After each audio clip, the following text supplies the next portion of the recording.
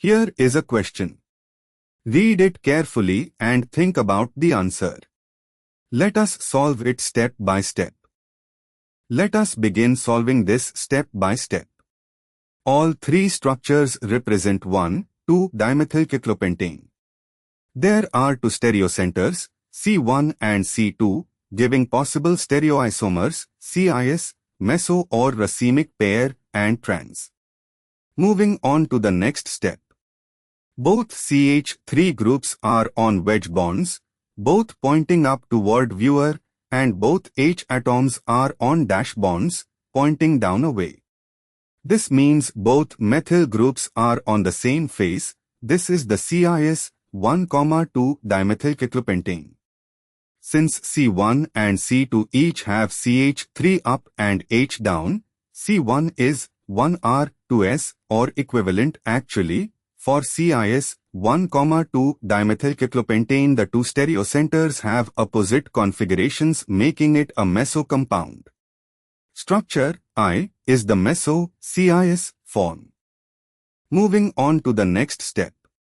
At one carbon, H is on wedge, up, and CH3 is on dash, down. At the adjacent carbon, CH3 is on wedge, up, and H is on dash, down.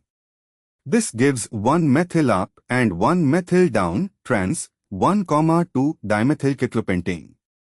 This is one enantiomer of the trans pair, example, 1R, 2R. And for the final step. At one carbon, CH3 is on wedge, up, and H is on dash, down. At the adjacent carbon, H is on wedge, up, and CH3 is on dash, down. This also gives one methyl up and one methyl down, trans, 1,2-dimethylcyclopentane. This is the other enantiomer of the trans pair, example, 1S, 2S.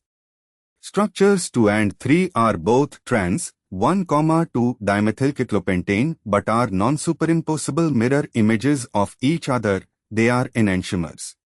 Structure I is the meso compound, CIS form, which is achiral and is not an enantiomer of 2 or 3, it is a diastereomer of both. A, I and 2, I is meso-CIS, 2 is trans, they are diastereomers, not enantiomers. B, I and 3, same reasoning, diastereomers. D, I, 2 and 3, I is not an enantiomer of 2 or 3. Therefore, the correct answer is C. Therefore, the correct answer is option C.